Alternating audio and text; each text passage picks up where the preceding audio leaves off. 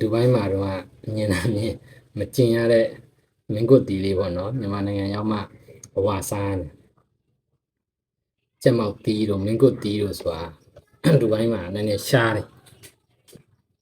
ကျွန်တော်တို့တွေမြန်မာနိုင်ငံပြန်ရောက်ပြီဆိုတော့အသီးနှံတွေကအဝစားလို့ရပြီဗျာဒီမှာမင်းကွတ်တီးဒီမှာကြက်မောက်တီးမကြိုက်တာစားလို့ရတယ်ဒီကောင်လေးဆိုရင်တစ်လုံးကို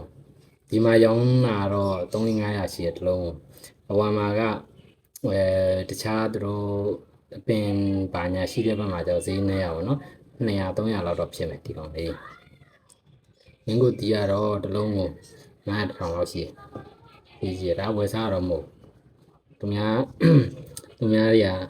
အပင်တွေဆိုတော့အဲ့ကနေတော့ခူးပြီးတော့ပေးတာလက်ဆောင်ပေးရပါတော့လက်ဆောင်လေးဝယ်ကြိတ် free ကြိတ်နေလူပိုင်းမှာမစားရတဲ့ဟာတွေလူပိုင်းမှာစားတာနည်းနည်းခဲရင်းနေဗျာမစားနိုင်ပြောရမယ်ဆိုရင်ကိုယ်လောက်အားငားနေရလေတက်တာဘူးလာပြီးတော့လေကိုလည်းဈေးကြီးပေးမဝယ်စားချင်တာပေါ့ဘုံမြန်မာနိုင်ငံရောက်မှကိုဝါစားမယ်ဆိုပြီးဒီမှာကြက်မောက်တီးမင်းကိုတီးကြိုက်စားပဲပြက်ကားညောင်စားတယ်